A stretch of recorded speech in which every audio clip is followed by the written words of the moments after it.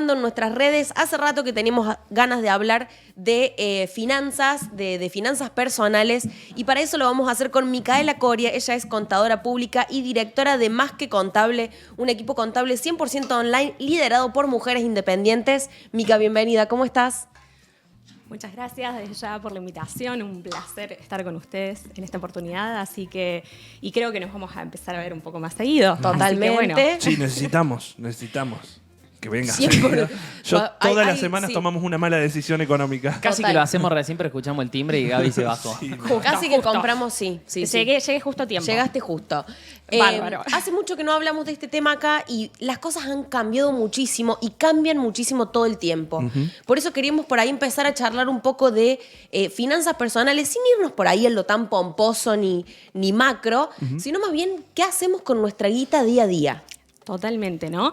Es un tema que hoy en día todos tenemos una billetera virtual en el bolsillo, ¿no? O sea, creo que ese es el gran cambio que ha sucedido en los últimos años, en donde antes era por una cuenta bancaria, teníamos que ir al banco, quizás lo más común y lo más conocido era un plazo fijo, Claro. ¿no? Lo más normal que llegaba a la gente común.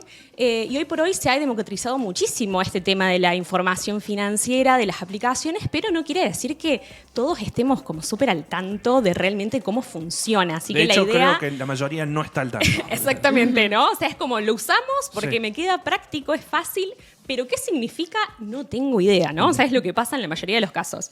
Lo tengo ahí, sé que me genera algo, pero ¿cómo funciona? Bueno, problema Claro, del que sí, está por sí. detrás, ¿no? Es el problema de la app. Exactamente.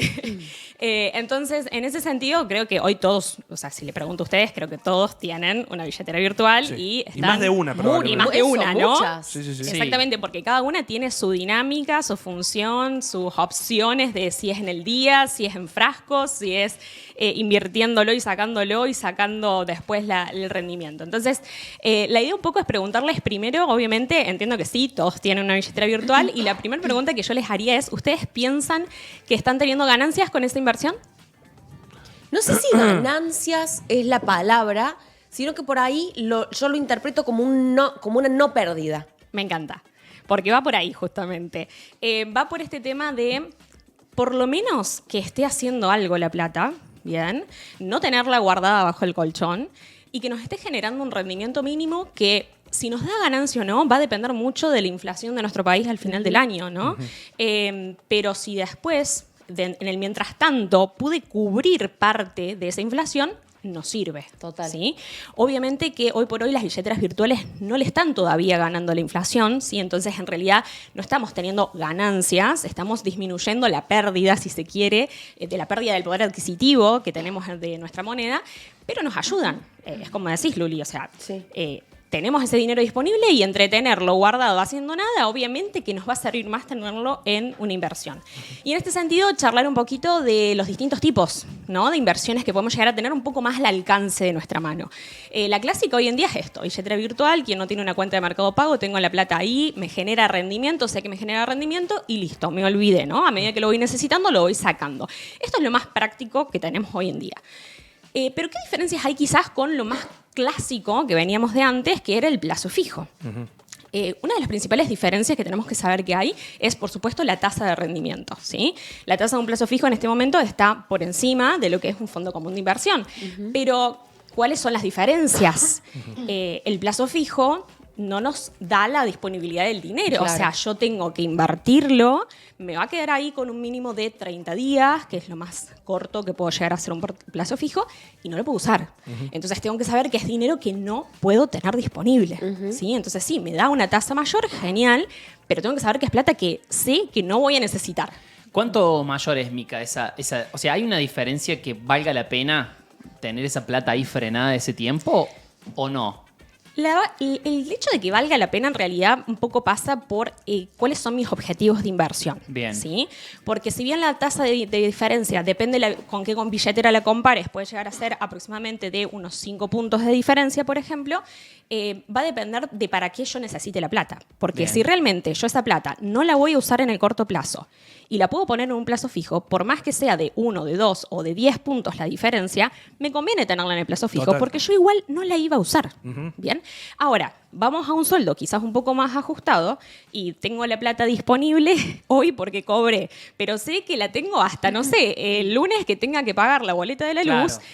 Y bueno, no, la opción de plazo fijo no es viable. A menos que sea un aguinaldo que lo querés ahorrar para después hacer algo más grande. Bueno, a ver, el tema del ahorro es un buen punto porque a veces el plazo fijo se usa mucho en este sentido de decir, bueno, sé que no la puedo tocar, entonces Claro. me aseguro que no la voy a usar, ¿no? Entonces ya sé que tengo esta reserva de valor. Como cuando te sobra torta en tu casa que se decís llévensela, porque si no después te la clava. Exactamente, lo Olvídate. mismo, ¿bien? Sí, sí, sí. Entonces, a veces está bueno como estrategia, digamos, desde ese punto.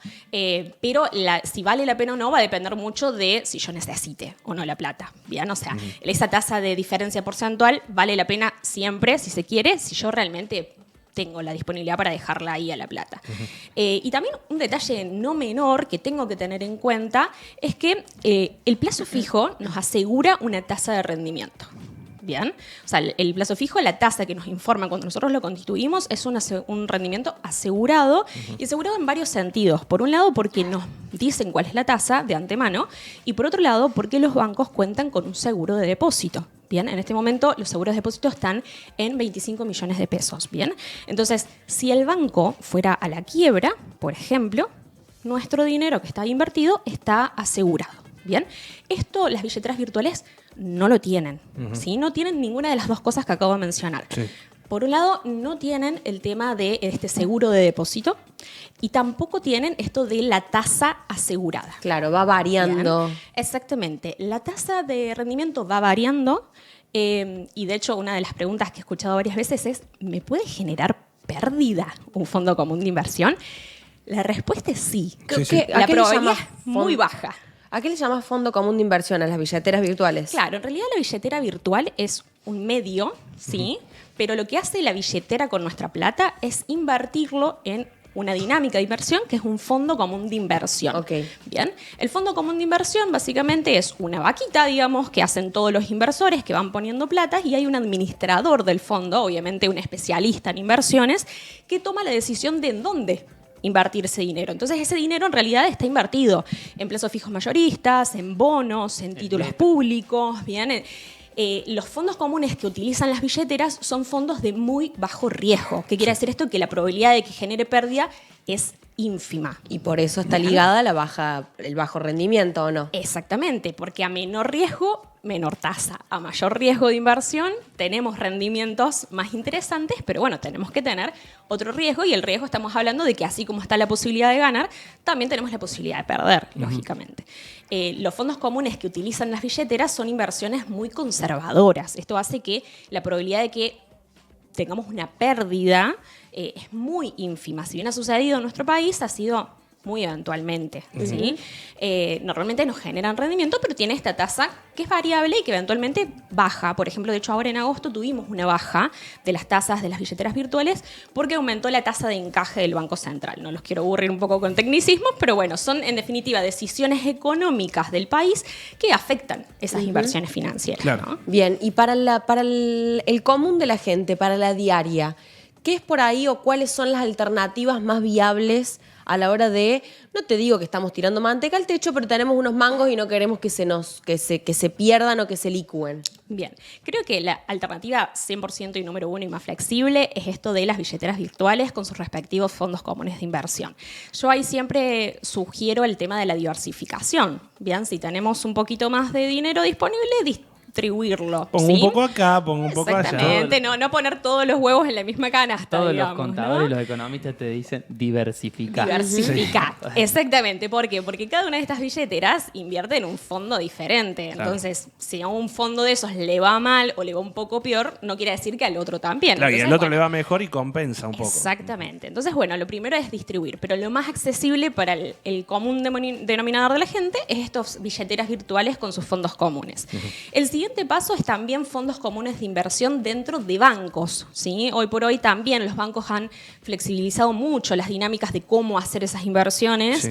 Entonces, entramos ya hoy por hoy a la aplicación de cualquier banco y nos aparecen distintos fondos comunes de inversión, en donde ahí tenemos un poco más de variación, de opciones, digámoslo así. Algunas tasas un poquito más diferentes, obviamente también indicándonos los riesgos que tiene cada una de esas inversiones, pero son fáciles de ejecutar, de hacer, de interpretar, si se quiere, ¿no? Y el segundo factor, o el tercer factor en realidad, sería un plazo fijo, lógicamente, que en plazo fijo tenemos dos opciones, el tradicional en pesos que todo el mundo conoce y el plazo fijo en UVAs, ¿sí? Que el UVA va acompañando la inflación, de hecho es uno de los recursos de inversión que este año viene a la par o ganándole a la inflación, ¿pero por qué? Porque justamente el UVA se ajusta por inflación. O sea, la UVA es un índice que se va ajustando por inflación. Entonces, nos ayuda a ir más a la par. Pero los plazos fijos tienen sus condiciones de disponibilidad. Acá ya no estamos hablando para lo que invierto en el día a día, sino es decir realmente tengo un sobrante de dinero y lo quiero reservar. Un plazo fijo tradicional, como mínimo, tiene que estar 30 días la plata. Un plazo fijo en UVA, como mínimo, son 90 días. Bien, entonces estamos hablando ya de una reserva a mayor tiempo. ¿Hay un mínimo monto para un plazo fijo? No, en este momento no hay mínimos montos. O sea, en realidad desde 100 pesos puedo hacer un plazo fijo. Lo que sucede acá también es que tenemos distintas tasas de acuerdo a los bancos, ¿sí? Entonces está bueno ver, si tenemos varios bancos, está bueno interesarse antes y ver cuál conviene. Si bien se mantienen bastante similares, puede haber diferencias, ¿sí? Mica, escuché de un chico que como que hackeó un poco el sistema y escucha lo que hace. Agarra, ponele, tiene un número, una guita determinada para hacer rendir en las billeteras. Ponele, tiene 300 lucas que le sobran. Entonces agarra esa guita y ponele a las 8 de la mañana, los pone en, vamos a decir, naranja X, ¿no? En un frasco. Bueno, Sí. a las 6 de la tarde lo saca de ahí y lo pone en Walla. Y como que no sé cómo es el tema de las horas. Dinámica de y saca mercado. rendimientos de las dos plataformas con la misma guita. ¿Has escuchado de eso? La verdad que no lo había escuchado, me parece muy interesante el comentario, pero yo personalmente, y esto pasa con muchos otros tipos de inversiones, como por ejemplo también seguramente han escuchado de lo que es criptomonedas, Sí. un montón de mercado financiero, MEP, Sí. dólar, bueno, todo lo que tenemos hoy en día del mercado financiero.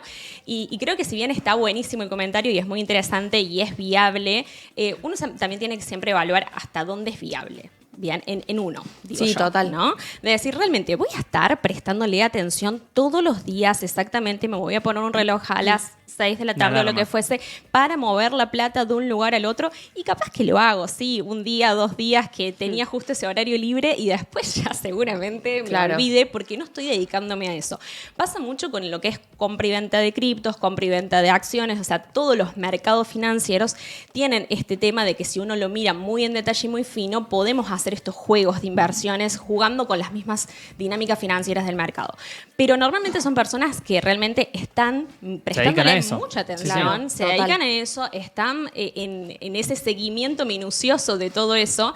Y hay que ver si para uno a veces es realmente viable. Y no terminamos haciendo más el lío que solución. Total. ¿Se puede pensar en que hoy estamos en una generación más autodidacta en términos de cómo manejar, que eso tiene su ventaja y su desventaja, ¿no? Por un lado, autodidacta que investiga un poco, que se mueve, que experimenta. Yo me pasó en el 2023 experimentar un poco, ver el tema de cómo se movían los mercados. Me abrí un portfolio en la página PPI, veía cómo iban moviéndose todo y más o menos intentaba entender cómo funcionaba todo. Había algún rendimiento, había una pérdida, pero funcionaba.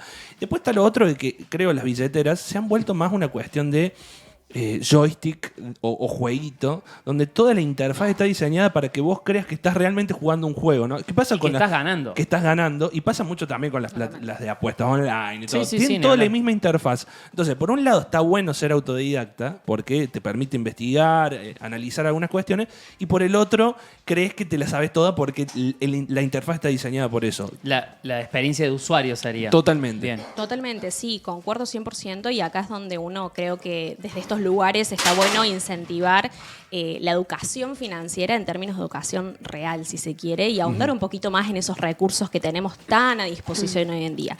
Pensemos que hoy en día cualquier adolescente también ya puede tener una billetera virtual. A partir de los 13, ¿no? A partir de los 13 y a partir de los 16 ya puede empezar a generar rendimientos con billeteras virtuales. Entonces, es también una dinámica un poco riesgosa, si se quiere, desde ese lugar, De hecho, los otros días, nada que ver con esto, ¿no? Pero escuchaba casos con temas de adolescentes, ¿no? Que, bueno, por cuestiones financieras se le pagaba por cosas y cuestiones que, y que el adolescente se ve incentivado con este tema de la inversión, de decir, ay, porque lo pongo en esta billetera y después me genera tal rendimiento, y a lo mejor no toma todavía dimensión de las consecuencias de los actos que estaba haciendo para llegar a conseguir ese dinero, ¿no? Sí, sí. Entonces, esas herramientas que se han puesto tan a la mano y también desde tan jóvenes, hoy en día los chicos, es importante concientizar de lo que implica y de la responsabilidad que implica tener plata a disposición, la facilidad que implica, y uno también desde el lado más adulto, pensar en esto, ¿no? O sea, ¿qué implica también lo que estoy haciendo? ¿Dónde tengo la plata que me costó trabajo conseguirlo?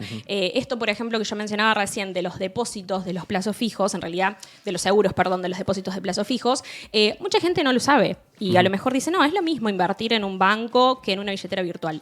No digo que esté mal invertir en una billetera virtual, de hecho yo lo hago todo el tiempo y en varias billeteras, pero digo, tiene dinámicas de trabajo diferentes.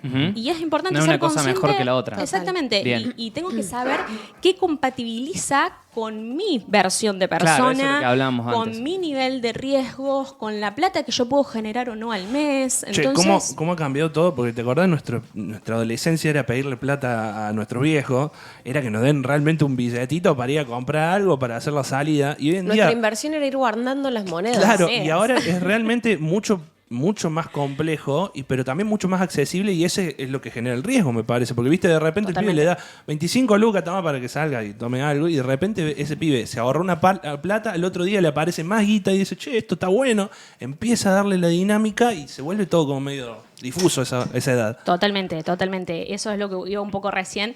Entonces es parte de esto de concientizar y también educar, porque muchas veces también el padre de ese chico, porque todavía son niños Sí, sí. algunos, tampoco sabe, ¿no? Cómo funciona. Entonces es importante nosotros también como adultos entender cómo funciona con nuestra propia plata para después también educar a los que siguen las generaciones por detrás, ¿no? Total. Totalmente. Mica, gracias por venir. Me encantó. Me encantó la data. Nos vamos a estar viendo seguido. @más que contable en Instagram. Así me encuentran. Ahí te encontramos con tu equipo de laburo también. Totalmente. Todas chicas, aguante. Che, eso está bueno como tema para la próxima, ¿eh? Sí. Porque no es estamos hablando de una cuestión de género también en la economía muy, muy fuerte, ¿no? Sí, hay una cuestión de género en la economía y una cuestión también a nivel de negocios, de emprender, de cabezas de negocios, gerencias. Uf. Así que, bueno, ahí si Vamos a quieren hablar de tenemos eso. un rato para charlar. Total. Y puede venir parte del equipo también. Seguramente. Bueno, Mica, gracias por venir y nos vemos la próxima. Gracias a ustedes por la invitación y nos vemos. Gracias.